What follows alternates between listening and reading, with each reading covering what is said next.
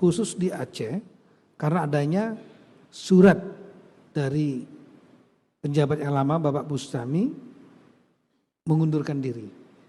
Dalam waktu yang tidak terlalu lama akan ada event yang sangat besar bersama dengan Sumatera Utara, yaitu Pekan Olahraga Nasional.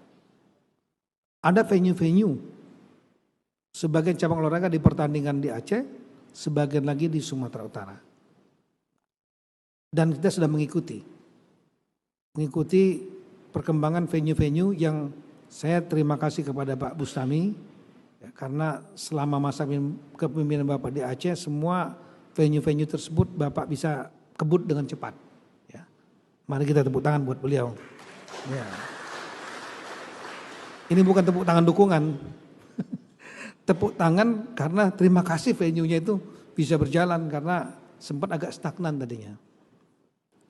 Mau tahu berita terupdate tentang Aceh? Baca berita selengkapnya di pinto.co.